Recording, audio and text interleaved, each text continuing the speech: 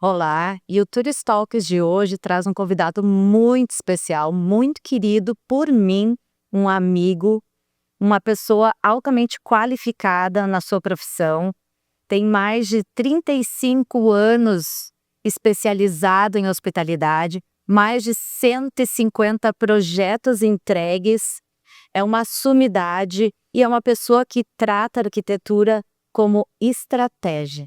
Muito bem-vindo, Eduardo Manzano. É um prazer, eu estou super feliz em te receber aqui hoje. Muito obrigado, Gabi. E você sabe que a gente tem uma parceria longeva. Eu aprendi muito com você durante o nosso projeto lá do Suan. E obrigado pelas palavras, né? Fiquei lisonjeado e fiquei até sem graça agora. Mas a gente tem sim uma longa trajetória. A gente aprendeu. Eu brinco que a gente não aprende arquitetura hoteleira na escola, né? Mas até aprende com garçom, maître e camareira. E é isso que eu também tento passar para os meus alunos. Então é um prazer estar aqui com vocês. Obrigado também pelo convite, Carol. É um prazer. Fazia tempo que eu estava querendo te conhecer pessoalmente, mas você já está no meu pensamento fazem muitos anos, né? Quando você fez aquele hotel lindíssimo em Foz do Iguaçu, participamos juntos, né? Mesmo sem nos conhecermmos pessoalmente. Então, hoje, quando ele chegou aqui, eu falei: ai, é você, o Eduardo. Que bom, que feliz. Que bem. Eduardo, então, o nosso telespectador, ele quer saber um pouquinho mais sobre você, o seu trabalho. E a primeira pergunta que eu faço é sobre quando a arquitetura, ela gera negócio. Me fala um pouquinho, esses seus últimos projetos, o teu trabalho, como funciona isso? Porque não é só arquitetura, ela é um negócio. Sim, sem dúvida. Bom, da mesma forma que hotelaria é um negócio, arquitetura é um negócio, como odontologia, como medicina, como direito, né? Então, às vezes, é difícil as pessoas entenderem isso quando contratam um arquiteto. Eles acham que o arquiteto ele é só uma pessoa que estudou um desenho e que faz coisas bacanas, bonitas, inviáveis de tão caras, etc. Só que quando a gente fala em hotelaria, o arquiteto ele tem que projetar um negócio. Ele não tem que fazer projetos para sair em revista, ele tem que elaborar um empreendimento que vai trazer dinheiro para o seu cliente. Por isso que eu brinco sempre, é muito fácil você vender o primeiro projeto para o cliente. Difícil é vender o segundo para o mesmo cliente, né? Exatamente. Então, isso é uma coisa que eu defendo muito, porque no final do dia, o que importa mesmo é que quantos quartos vão estar disponíveis no inventário para esse hotel poder faturar, né? Como que é o fluxo dentro desse hotel para você não ter um problema de ter que colocar funcionários a mais do que o necessário. Porque até o título da minha primeira aula hotelaria muito mais do que quartos. Porque se eu errar no projeto de uma área operacional, eu posso ter o quarto folhado a ouro que não vai servir para nada. Porque o que vai impactar é a operação. O projeto de hotel é considerado o terceiro projeto mais complexo de se fazer. Ele perde para os projetos de aeroportos e para os projetos de hospitais. O que a gente tem em comum com esses três projetos? Fluxo. O fluxo de 24 horas. Né? Então, Então, é comum. então se tem no aeroporto, tem no hospital e tem no hotel, né? Então, por isso que é cativante. Os telespectadores vão observar o quão apaixonado eu sou nisso. A Gabi já sabe disso faz tempo. Eu sou suspeita para falar. Porque esse desafio é o que move a gente, né? Por isso que eu estou há 38 anos fazendo isso. E onde que os projetos, eles erram nesse começo? Onde que se erra, Eduardo? Onde que se erra é quando o cliente contrata um profissional que não tem conhecimento desse tipo de trabalho, né? Porque eu vou repetir, não é uma questão de fazer um quarto bem decorado. É entender como é que esse organismo que gera negócio e que gera dinheiro funciona. Além do mais, esse profissional que é contratado, ele tem que entender muito de produto, que é o que a gente estava conversando há pouco. Não adianta nada eu especificar uma coisa linda, maravilhosa, que vai me durar 2, 3 meses.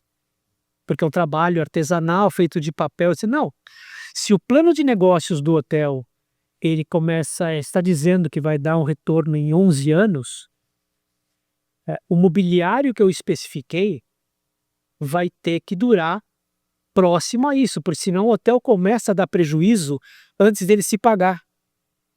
É verdade, porque pela manutenção, né? Sem dúvida. Pela troca do mobiliário já tão cedo. Não, e claro, veja, é lógico que o sofá não vai durar 11 anos, mas a estrutura tem que durar esses 11 anos. Tecido, você vai ter que trocar. A pessoa acertou que tem um ilhós de uma calça jeans, vai enfiar o tecido. Dura pouco tempo o tecido, mas a estrutura... A estrutura, que é o mais caro, ela precisa durar o máximo possível. Você imagina num hotel econômico que ele tem que durar em torno de 7 anos e normalmente se colocam produtos mais baratos, como é que esse empreendimento se para? Então, por isso que o profissional de projeto tem que saber do negócio. E não é nenhuma questão de eu estar querendo puxar a sardinha para a brasa dos meus colegas. Não, a gente tem muitos arquitetos extremamente capazes. Só que o conselho que eu dou para uma pessoa que nunca fez hotel e está entrando nesse segmento, procure se associar, pelo menos no primeiro projeto, a um escritório de arquitetura hoteleira, até como consultor. Interessante. Não tem problema. Eu acho fazer reserva de mercado no nosso métier, eu acho bobagem. Né? Quantos e quantos arquitetos procuram a gente? Inclusive, a gente falava esses dias lá no seu escritório isso. Exatamente. Edu, tô com algumas possibilidades de desenvolvimento imobiliário aqui que entraram por arquitetos. Sim. Mas eles nunca fizeram hotel. Sim. Tu consegue nos ajudar nisso? E você é aberta a colaborações? Totalmente. Eu adoro trabalhar em equipe. Sabe o que acontece? Talvez até seja um pouco por conta da idade, né? A coisa que eu mais quero é melhorar a minha profissão. Então não adianta nós termos um país como o Brasil, que não tem 10 arquitetos de arquitetura hoteleira, o país todo, né? Nossa, arquitetos reconhecidos, se a gente não consegue pulverizar esse conhecimento com outras pessoas. Aliás, não tem nada mais egoísta do que você adquirir conhecimento e não compartilhar esse conhecimento. Isso é a coisa mais egoísta do mundo. Muito nobre da sua parte fazer isso, porque... Isso é uma profissão boa, cara. É uma profissão boa. E cada vez é mais escasso, né? O profissional técnico hoteleiro, ele são muito poucos no Brasil, gente.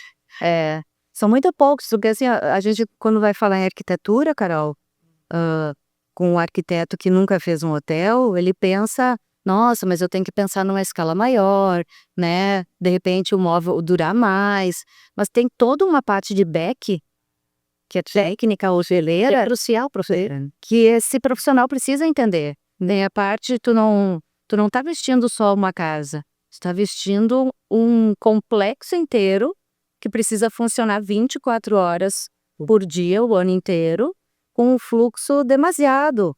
Então tu tem lá equipamentos caldeiros, tu tem sistemas de aquecimento, tu tem a parte elétrica, né? Então tu tem todo um back de funcionamento, estoques, coparia, né? A largura. Quantos hotéis a gente vai que vê o corredor, por exemplo, estreito, o carrinho das camareiras não conseguem girar, não consegue passar aquelas paredes tudo, né? Lascada, tem que estar pintando toda hora. Então são muitos detalhes Que fazem parte. né? E o Edu não só tem uma larga carreira nisso, mas ele é professor também e já foi premiado 3 vezes seguidas como o melhor arquiteto do Brasil, tá aí entre os principais da América Latina e também é credenciado para grandes marcas, né, Edu? Eu queria que tu falasse um pouquinho assim, quais são as marcas mundiais que tu é credenciado como arquiteto e quais são esses critérios para chegar onde tu chegou? Acho que é uma pergunta bem bacana, porque eu fui 13 anos diretor de um escritório americano de arquitetura chamado VOA Associates, que é um escritório que foi fundado em 69 em Chicago e em Orlando. Em Orlando por conta da Disney, né? O plano diretor da Disney era do nosso escritório e da Universal também. Então, durante esses 13 anos, a gente submergiu num assunto extremamente profissional e que fez eu mudar tudo que eu tinha aprendido como escola quando eu comecei na antiga pousada do Rio Quente no dia 7 de fevereiro de 87, né? Porque quando você vai para um nível de escritório americano de arquitetura, em que o foco não está na estrela, né? Não é o cara que está assinando o projeto, diferente do Brasil. O foco está na equipe que está nesse projeto e que você tem que entregar, enquanto no Brasil você entrega um projeto com 100 folhas, lá nos Estados Unidos você entrega um projeto com 350 folhas, porque lá sim o arquiteto vai preso se fizer uma bobagem no projeto, né? E tanto que o seguro que a gente tinha no escritório era imenso. Conviver com as grandes marcas hoteleiras nesses 13 anos foi muito importante. Primeiro que, sabe aquela história, Gabi, de você estar no lugar certo na hora certa? O auge desse momento, Carol, foi a época de Copa do Mundo e Olimpíadas, e o Brasil era a bola da vez. Isso a gente falou também, né, no programa que esse ano vai ter Copa do Mundo e o Brasil... O mundo era no Brasil. Não, tudo bem, mas a gente vai ter Copa do Mundo, querendo ou não, o Brasil volta a ser um pouco palco pelo histórico do futebol. Né? Sem dúvida. Não, mas eu falo nisso no sentido que o Brasil, quando surgiu a Copa do Mundo, ia receber a Copa do Mundo e 2 anos depois as Olimpíadas. Foi um momento muito grande, né? Assim, Então, e os Estados Unidos estavam em crise. Então o Brasil se tornou a bola da vez, todo mundo se lembra disso, né? Tanto que o Obama falou que o Lula era o cara, né? E todas as redes hoteleiras quiseram botar o pé no Brasil, né? E como eu era a pessoa que tinha experiência em hotelaria no Brasil, acabou sendo o foco em cima de mim. Aí a gente desenvolveu uma série de coisas. Então, todos os protótipos da Marriott, tanto do Fairfield como do Courtyard, foi feito pela gente, da Hilton, tanto Hilton Garden Inn como Hampton by Hilton, foram feitos pela gente. O Four Seasons da Starwood, que agora é Marriott, também foi feito pela gente. Então a gente criou assim uma expertise de como lidar com os padrões americanos para o Brasil, né? E eles acabaram gostando do trabalho, evidentemente, né? A gente fez vários quartos modelo para serem aprovados. E aos poucos a gente foi sendo homologado pelas redes. Eu acho legal contar, porque assim, faz toda a diferença. Fez toda a diferença, eu já te conhecia há tanto tempo ter ido lá no escritório, né? Foi ano passado. E a gente vê tudo que vocês oferecem lá. É a mesma coisa se tu chegar aqui na Biaçá hoje e olhar pessoalmente faz uma diferença. Então, assim, conta pra gente, que eu acho super bacana, o time e todas as especialidades que tu tem dentro do escritório, porque eu achei isso muito incrível, assim. Legal. A partir de janeiro do ano passado, a gente resolveu mudar um pouquinho, porque muita gente faz projeto. Muita gente faz projeto muito bom. Então, de que forma que eu conseguiria trazer a minha expertise, uma vez que, primeiro, o perfil do cliente tinha mudado. Não é mais aquele cliente tradicional, que é um investidor, que fez estudo de viabilidade, que o hotel é um bom negócio. Não. Começou a aparecer um cliente que veio do agro. Com muitos recursos, mas sem ter noção do que era aquilo. Começou a surgir aquele cliente que não queria mais investir em edifícios corporativos, já que depois da pandemia, edifícios corporativos eram um grande mico. Ficaram vazios. Estavam vazios. Tá? Então começou a aparecer um perfil novo do cliente que não entende do negócio hotelaria. E aí o que nós fizemos? A gente criou uma abordagem 360. Então a gente ajuda o cliente desde o primeiro momento a aconselhá-lo a definir qual que é o produto hoteleiro, a buscar o melhor consultor, né? Por exemplo, eu queria um consultor, a gente pode indicar Caio Cofal, o Amilcar, o Alexandre. A gente trouxe para o time a Renata Klein, que foi gerente geral da Marriott, em algumas unidades do Caribe, depois aqui de São Paulo e depois da Accor. Para quê? Para dar esse input em relação à operação hoteleira, né? Aí eu trouxe o Osmar Martins, que é um engenheiro, que aliás é o único engenheiro do escritório, que é uma pessoa que formatou a área de compras da Accor para a questão da implantação hoteleira, para a questão do controle de qualidade e por aí vai. Que é obcecado pelo quadrão de qualidade. Não, ele é um maluco, entendeu? Ele é um doido. Eu já vi ele negociar colchão, não com o fabricante do colchão, mas com o fabricante da mola, né? Então, ele é uma pessoa muito importante hoje no contexto. Por quê? Sabe aquela história de não importa se o pato é macho ou quer o ovo? É mais ou menos isso.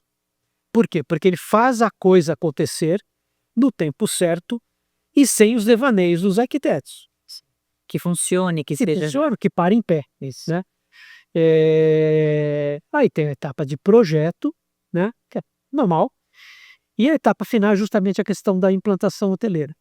Neste ano, a gente está trazendo uma pessoa para storytelling, que a gente conheceu no estúdio do Maurício de Souza, e o Diogo, que é um gênio, né, nessa questão de parques, ele é responsável pelo Play Center, pelo Playland, tudo, como um arquiteto parceiro, e porque estão surgindo muitos projetos de parques. O Brasil está virando um grande destino para parques, tanto temáticos como parques aquáticos. Mais parques temáticos do que parques aquáticos. Mas, porque assim, o último que eu me lembro bem, lá no sul de Santa Catarina, o Beto Carreiros, é o maior, eu acho. Sim. Mas agora a gente vai ter o Cacau Parque. É esse, então vai ter o Cacau Parque. A gente hoje tive uma reunião muito boa sobre o parque temático em Porto Seguro, que vai ser um acontecimento, porque é um parque de aventura, né? O próprio projeto de parque que a gente vai fazer em Foz, do lado do Pompidou, onde vai ser o Pompidou Fim, que vai ser um parque fantástico dentro da floresta, em que vai ter arena de shows, existem muitos players que eu não posso falar que vão estar dentro desse negócio. Do outro lado da pista está o centro de convenções, está no trevo do aeroporto, então é o melhor lugar do mundo em Foz do Iguaçu para se fazer um parque. Todo mundo vai ver e vai querer ir. Exatamente. Então existe uma demanda muito grande para turismo. E tem uma outra coisa que a gente tem que ficar atento. Muitos fundos estão olhando o Brasil como grande destino turístico do mundo para os próximos 2 anos. Por quê? Porque a Europa está extremamente insegura, Estados Unidos gerou-se uma antipatia gigantesca pelos Estados Unidos, então ninguém quer ir. O Caribe, eu tive agora em Cartagena de las Indias, os barcos de guerra da Colômbia estão todos ancorados lá para se acontecer alguma coisa com Venezuela, mas Estados Unidos... Tem uma questão geopolítica nos favorecendo no momento, né? Não, apesar do nosso problema de violência, né? Apesar do nosso problema de violência, ainda é um destino considerado legal, porque o câmbio está favorável, a gente tem coisas bem bacanas, a gente tem praias maravilhosas, a gente tem muita atração para a juventude hoje. Gastronomia impecável. O Brasil está entrando numa onda de hotelaria wellness importante. A gente está com várias demandas no escritório para estudar hotelaria wellness, e que é irreversível. Então o cenário para o Brasil é muito bom. Então o escritório, como a gente não para nunca, né? Esse meu TDAH, XPTO, de ficar hiperativo, causa esse tipo de coisa, faz a gente ficar atento a todo esse tipo de assunto. Hoje é um spoiler, né? A gente está começando, até já falei com a Gabi, a entender melhor qual que é o futuro da experiência do hóspede. Brasil ligado Preciso apresentar uma pessoa. Não, que envolve tudo. Envolve tudo. É que volta e meia a gente se liga para trocar ideia. Não, eu conheci uma pessoa fantástica que trabalhou junto com o Bonadona na Câmara de Comércio Brasil e França, e ela abriu a minha cabeça de uma forma sobre essa questão de repensar a experiência do hóspede, porque os hotéis hoje estão muito parecidos. Qual vai ser a diferença de um para o outro? A experiência do hóspede. O storytelling também entra nisso? 100%. 100%.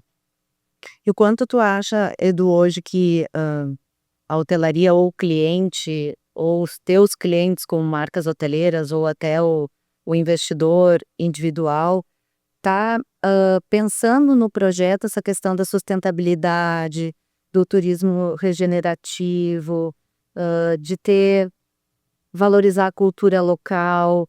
Como é que está isso dentro dos projetos hoje?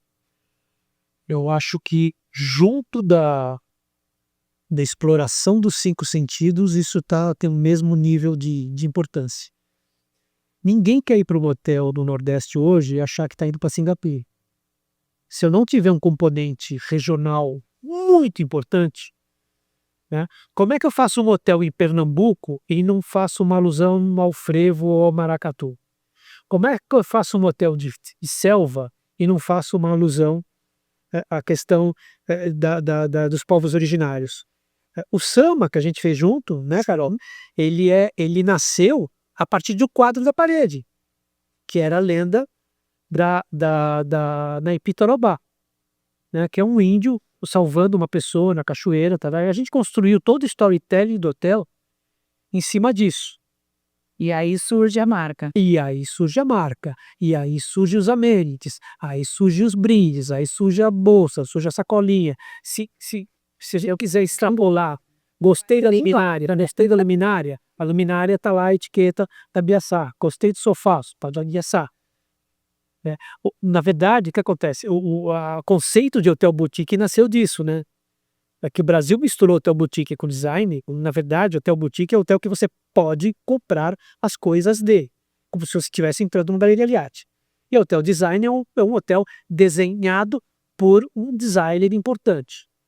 Então, o hotel boutique em Nova York, você vai no hotel boutique em Nova York, você levanta o abajur, tem uma etiqueta de preço. Por isso que chama hotel boutique. É que o Brasil é uma coisa jabudizaba, né? E mistura hotel boutique com design, com pousada de charme, assim, fica assim. Sim, para tudo uma miscelânea. Né? Fica uma miscelânea. Mas isso é fato. Essa questão do regional é fundamental, porque para a pessoa ter a sensação de pertencimento no lugar. Então, quando tu é chamado para fazer um projeto do zero, o que é a primeira coisa que tu vai fazer? Estudar a área, estudar a cultura, ou entender a intenção do teu cliente? Se tu vê que o cliente está muito fora do pensamento correto, como é que tu orienta isso? Eu acho que depende do caso. No final do ano, a gente foi ver uma área para fazer aquele condomínio que você sabe que a gente não pode falar o nome, né? A primeira coisa que eu fiz para o dono da área é: me conta a história da tua fazenda. Eu, particularmente, é a primeira coisa que eu quero saber também. Ele começou a área. Não, e eu não tinha ideia. A primeira fazenda é maravilhosa, né? Em Sorocaba. Ele começou. Já tá dando muito spoiler. Ele começou a contar a história da fazenda, que foi o lugar que começou a criação do cavalo XPTO, não sei o que, da raça, E aí você começa a imaginar aquela fazenda com os cavalos todos e uma coisa. Eu falo assim: pronto, ele já tem storytelling, sucesso no negócio. Isso é muito importante. É muito. Isso aqui traduz a alma, né? Traduz a alma, traz toda a energia do lugar, a ancestralidade, é a energia que está pulsando ali. Sim, tem que contar a história. Tem que contar a história. E começa-se, então, pela história. Eu acho que é lógico, tem questões técnicas, né? Mas depois, então, o primeiro passo seria o storytelling. Você entender o local, sim, porque daí o projeto deixa de ser genérico e se torna um projeto com identidade, e a chance de dar certo é muito maior. Carol, você não vai ver um projeto igual ao outro no nosso escritório. Acho que foi. Acho que a própria Thaís, que tá aqui, que me lembrou assim, Edu, os teus projetos não têm uma assinatura, a pessoa não bate o olho e fala assim, esse é um projeto do Eduardo Manzano. Não, cada projeto nosso conta uma história. Se você pegar o projeto que a gente fez quando eu conheci a Gabi, foram grandes momentos da nossa vida, porque a Gabi é uma pessoa especial e eu falo brincando, às vezes eu sou considerado como uma irmã. Junto com a conversa com a família dela, entender o espaço, etc, etc, etc, etc, é um projeto totalmente diferente do projeto da Basílica de Aparecido, do Hotel da Basílica de Aparecido. Isso, dos projetos grandes, né? Da mesma forma que o projeto do Ilhas de Atibaia, que é um complexo inteiro tematizado com surf. E porque ele, aliás, tem especificação BSA. Que bom. E Aparecida também. Então, isso é mega importante. E o caso do Termas de Jurema, que é lá em Iretama, no leste do Paraná. Jurema é uma lenda, é a primeira grande lenda feminina brasileira, né? É uma índia que tem uma história lindíssima, né? Do folclore. E isso começou a gerar o storytelling do primeiro parque aquático 100% inserido no meio da natureza. Então não vai ter toboágua cor de laranja nem azul turquesa. Vai estar no meio da maca, né? O parque vai acabar homenageando a natureza. Sem dúvida. Não vai deixar que afete Sem dúvida. a beleza, né? Sim, e por conta da Fernanda, que é a nossa storyteller, a gente saiu do lugar comum de criar uma indiazinha. A gente vai usar os 4 elementos da natureza como personagens. Então vai ser uma coisa meio divertidamente, sabe? Que legal. Então vai ter o elemento do vento, o elemento do fogo, então vai ser um elemento meio fluido, que vai virar bonequinho, bolsinha, brinquedinho. Mas é um hotel familiar, então vai... Você conhece, isso, né? E é bem interessante. E para a questão da arquitetura, a gente pesquisou todos os grafismos usados pelos índios no Brasil.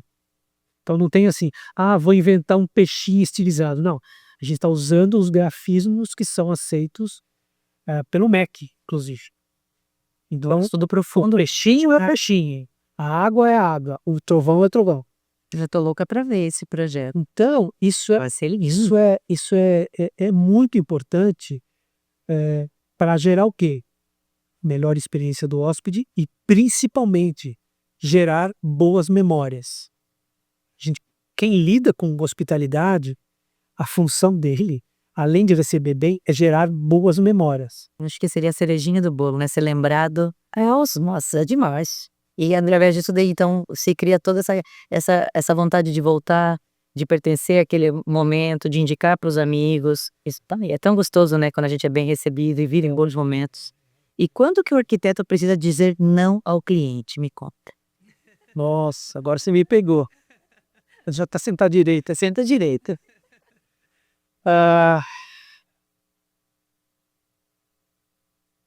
Dependendo da experiência dele, na primeira conversa ele já percebe que vai dar ruim na relação. Ele percebe e você também. Mas você percebe. Eu te digo infelizmente, né? Porque às vezes é péssimo você perder um projeto, mas como eu sempre falo, eu prefiro perder o projeto do que o cliente. Então eu sou muito sincera. Porque eu quero fazer um hotel com 5 suítes presidenciais. Não tem no mundo um hotel com 5 suítes presidenciais. Mas por que você quer? Não, porque eu faço muito lobby em Brasília, aí você já começa a ficar meio esquisito. O tipo seguinte, você tem certeza? Vamos fazer uma coisa. Vamos fazer um estudo de mercado para ver se isso que você está querendo cabe. Não, mas eu sou do lugar, eu tenho certeza que 800 quartos vai dar certo. Eu falei, vamos fazer diferente? vamos fazer, o número que está na cabeça é 800, vamos fazer 2 hotéis de 300 e um de 200, sendo que o 200 é um hotel mais sofisticado, 300 você faz um upscale e o outro você faz um mid-scale, porque daí você consegue distribuir o público melhor. E você não precisa construir os 3 hotéis ao mesmo tempo. Você vai vendo Se vai funcionar. Você vai vendo se vai funcionar. Quando ele começar a falar não vou fazer de hotel, eu já começo a falar assim, isso vai dar perder. Porque a expectativa dele é tão alta e também não é real, né? Não, e se der errado, ele vai pôr a culpa no arquiteto que eu não visuei. E já aconteceu de eu falar para o cliente, eu prefiro perder o projeto do que o cliente. Ele me agradeceu muito porque percebeu a roubada que ele entrou. Conta uma coisa bem inusitada que tenha te acontecido na carreira, assim, inédita, que engraçada. Escolhe uma delas. Bom, espero que as pessoas não estejam assistindo isso daqui na hora do almoço da janta. A gente fui fazer uma imersão de hospitalidade no Japão, com um grupo. E aí levaram uma turma, né? Os arquitetos para conhecer Hakone, né, que é aquela hotelaria tradicional japonesa de se deitar no futon, dormir no futon. E chegamos lá no hotel. Eu adoro contar essa história para os alunos que eles rolam da risada.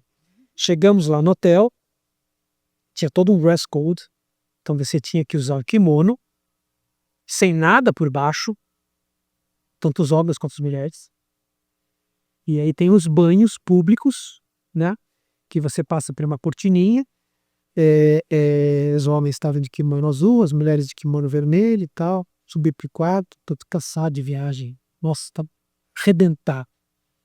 O hotel era lindo, tradicional, portas de papel de arroz, era coisa sensacional. Aí eu falei, tá bom, vamos lá. Não fiquei de cueca, né? Coloquei kimono e fui.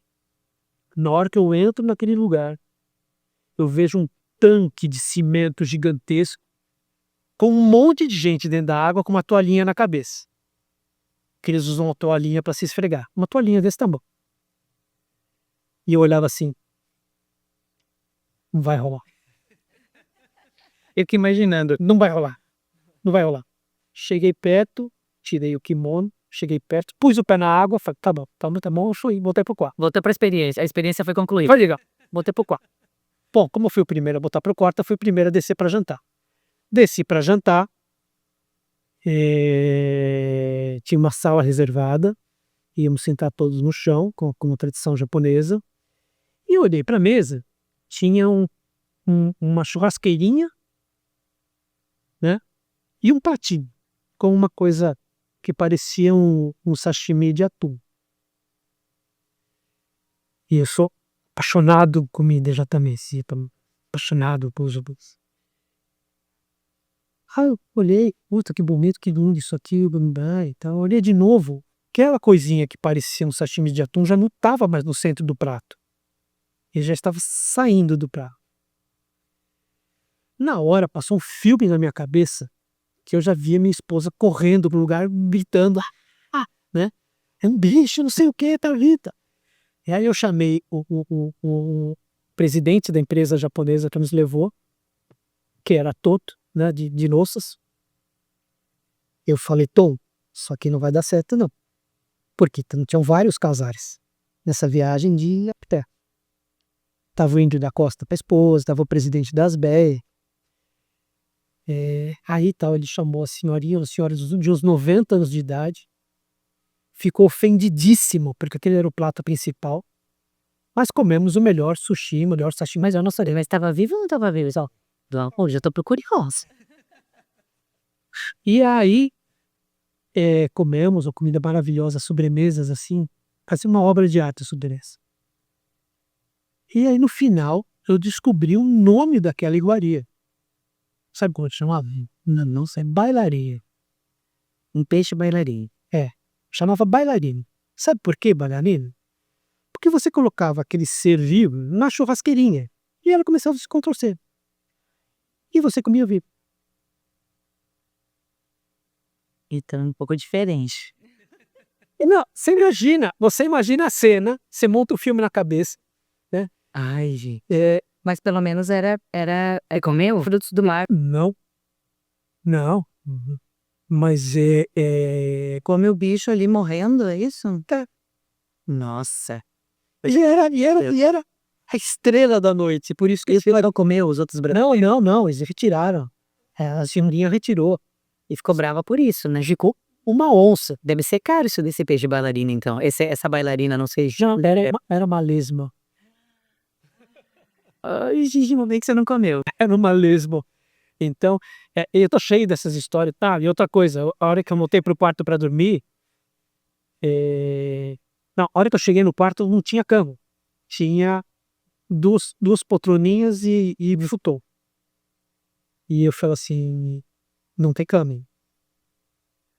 Quando eu voltei pro quarto para dormir, uma das moças lá, geisha, sei lá, das camareiras lá, cara, tinha tirado tudo e montado a cama com futon, pararó. Pois não recomendo, tá?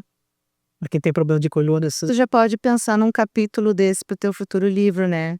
Coisas inusitadas, assim. Não, é muito engraçado. E como a cultura, na verdade, define aquele hotel, então, só que você vê que a percepção do hóspede, né, internacional, que ocupa e utiliza os serviços ali, não tá muito condizente, né? Porque é muito diferente da nossa cultura. É muito diferente. A própria hospitalidade nesse tipo de hotel é diferente, porque, por exemplo, o futon, ele é um futon de uns 5 centímetros de altura e o travesseiro é de casca de arroz. Então não é um travesseiro fofinho esse, é duro, é duro. Nossa, mas como é que daí atende o público? Tem que atender pessoas do mundo inteiro, né? Mas é a pessoa que está em busca daquela experiência. Tu foi lá buscar essa experiência. Em busca daquela experiência. Né? Então, e tem um monte de histórias malucas desse tipo, mas foi a grande viagem da minha vida, porque essa imersão na hospitalidade japonesa foi uma coisa muito séria. Até que eu criei uma teoria, né, quando você vai para os Estados Unidos ou para a Europa, você volta meio revoltado, né? Questão de serviço? Não, a gente volta revoltado porque, puxa vida, o Brasil tem tanta coisa legal, podia ser até melhor que quando você vai para o Japão e volta, você volta conformado. Você nunca vai chegar naquele nível de educação, de gentileza, Verdade. de mandar baixinho, né? É um serviço invisível. É uma coisa, É uma disciplina. acho que é uma aula de vida, é uma aula de vida. Respeito aos idosos, respeito às crianças, é uma aula de vida. Verdade. Mas eu acho que o Japão é assim, realmente é a diferença total da Ásia, porque quando você vai para outros países, Sim, é um diferente do outro. sim, total. Nossa, cada um tem a sua estratégia ali, mas assim, eu percebo que hotéis na Ásia estão se desenvolvendo muito, na China também está virando um destino muito procurado, e é lógico que tem outras ilhas ali que o pessoal gosta muito por questões até de, é um turismo mais de aventura. Uhum. Então você vê, mas o Japão realmente, ele é muito peculiar, é muito gostoso. Uma das coisas que a gente fez nessa viagem foi conhecer um shopping só para mulheres. Um dia antes da inauguração. Mas eu nunca vi uma coisa daquela, com aquela qualidade de projeto, com aquela qualidade de acabamentos.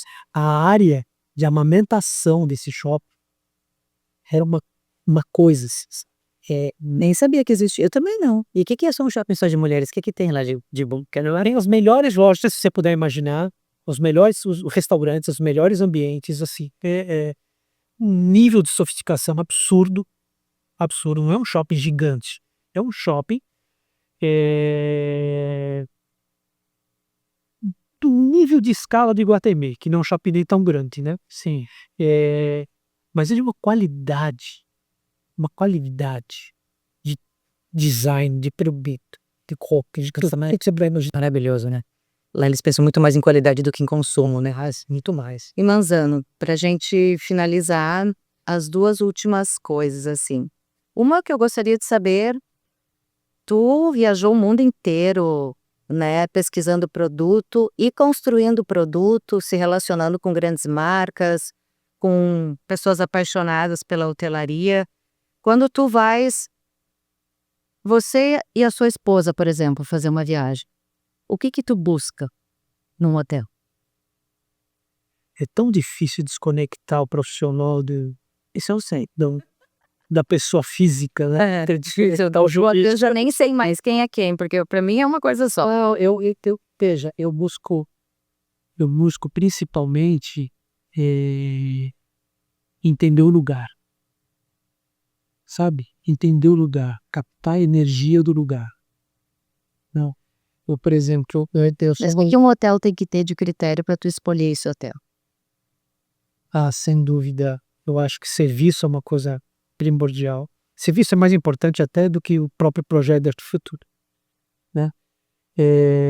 Existe uma máxima que se fala na Geórgia, nos Estados Unidos, que não adianta você ter talheres de ouro se o teu ovo não chega gelado. É verdade, que é verdade. Se o teu ovo mexido chega gelado, não adianta você ter talher de ouro. Então eu olho muito para isso, muito para isso. Por exemplo, sempre que eu vou para o Caribe, eu adoro como eles tratam você. São muito calientes. Como eles tratam você, o Caribe. Se você não fala inglês com eles e fala em espanhol, se tratam 10 vezes melhor. Portunhol também eles gostam. Eu tenho um caso num restaurante na Geórgia, vendo nos Estados Unidos, que os americanos estavam meio maltratando uma moça que era mexicana, e eu fui falar em espanhol com ela. Se ela estava bem, ela saiu chorando da moça. E ela ficou tão feliz. Se sentiu acolhida, né? Se sentiu acolhida. Eu acho que isso é muito importante. E não é uma questão de, vou ficar num hotel de luxo. Não, eu vou primeiro que eu leio muitos reviews, né? Isso é uma dica importante. Eu acho isso muito importante. Eu quero ficar num hotel em que os reviews sejam bacanas, né? Eu fiquei num hotel em Paris, de tanto que elogiaram o gerente da noite, que era um português. E ele estava trabalhando lá ainda? Tava. Nossa, que sorte, então. Acho que bom. Senhorzinho, mas não era um review assim, a pessoa tinha ido um ano atrás. Mas nossa, um hotel pequenininho, sabe? Do Boulevard Saint-Germain, bacana, nada badalado, mas muito legal, baita do café da manhã, baita do serviço. E é isso que move a gente.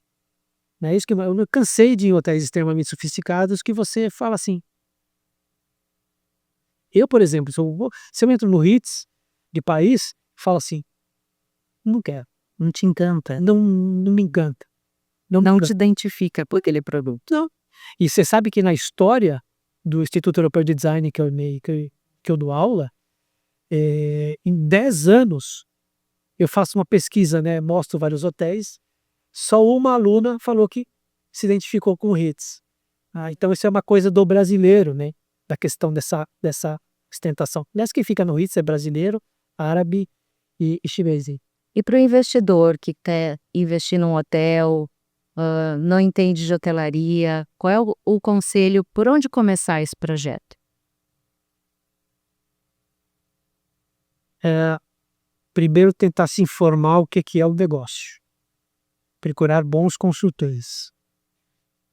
O arquiteto vem em seguir.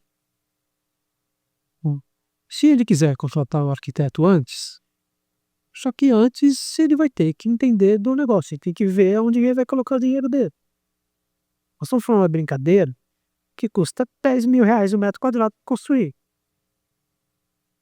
Fora o terreno. Então, se eu tenho um hotel de 50 mil metros, eu já tenho 500 milhões. Nós temos que tomar muito cuidado. Não é uma brincadeira, né? Não é uma brincadeira. Então, justamente, como é preciosa essa dica, na verdade, Eduardo, porque não adianta antecipar, querer correr nesse processo. Não. Tem tanta gente que contrata o arquiteto antes de fazer o próprio... de entender o produto. Pode comprar o terreno também, Pode porque comprar- desenhar um erro, né? Não, mas agora o arquiteto pode ajudá-lo a comprar o terreno. Ah, isso sim. O arquiteto pode ajudá-lo a comprar o terreno. Mas eu acho que fundamentalmente entender o que é o business hotelaria. O business hotelaria ele leva muito tempo para maturar, ele dá um retorno mais lento, só que ele é mais estável para dar retorno. É diferente de você construir um prédio de apartamentos e em 1 ano e meio para estar vendido. Não. Ele vai estar atrelado a uma marca hoteleira por 20 anos. Se for uma rede Serra, né? No mínimo 15. E isso é muito importante. Só que, por outro lado, ele vai estar, se ele pega uma marca hoteleira de ponta, ele vai estar atrelado a um motor de vendas muito potente. Imagine como é o motor de vendas da Hilton, motor de vendas da Accor, né? O motor de vendas da Marriott. Isso quase nunca as pessoas pensam, né? Ah, só quero botar um logotipo lá da marca hoteleira. Não, mas peraí. Você tem que entender qual que é que vai Rentabilizar mais. rentabilizar mais. Mas eu acho que sempre começa pelos consultores. Sempre começa pelos bons consultores. Eu quero também fazer uma pergunta agora, que quais são, então, os erros mais comuns que você encontra em hotéis que já estão prontos? Que você chega você falando, meu Deus, eu não acredito que fizeram isso. Nossa, tem mais umas 3 horas pra gente falar, viu? Isso vai ser uma série, só erros de arquitetura em projetos de hospitalidade. Eu acho que em relação ao fluxo, circulação, cansei de ver restaurantes com 1 metro de largura, cansei de ver restaurantes com 1 metro de largura, tá? Restaurante não, desculpa, cozinha com 1 metro de largura. Como que opera, né? Caindo prato em todo lugar, para tudo quanto é lá. Na questão de projeto de interiores, durabilidade dos produtos, a pessoa acha que um material comprado em loja de imóveis, assim, sem entender direito se aquele uso vai estar ok. A gente tem vários casos, inclusive aqui em São Paulo, em hotéis 5 estrelas, de pessoas que especificaram uma poltrona que não aguentava um peso em 90 quilos. Aí sentou uma pessoa de 120 quilos, quebra controle. E por aí vai.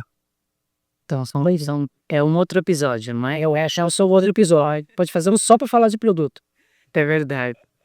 Bom, eu acho que então hoje então temos muito para perguntar, não sei, eu sempre estou falando que eu acho que cada convidado ele tem que ter mais um review, né, de novo, porque muitos assuntos, a gente nem perguntou metade do que estava aqui previstos. Enciclopédia Viva. Olha, tem muita coisa para te perguntar aqui, meu Deus, a gente não perguntou nada, gente. É que tava tão gostosa a conversa que a gente fica aqui só olhando. E você também é muito divertido. Eu digo boas risadas aqui, Eduardo. Querido, muito obrigada por sua presença. Foi um prazer imenso. E até a próxima. Combinar? Obrigada, gente. Já, gente.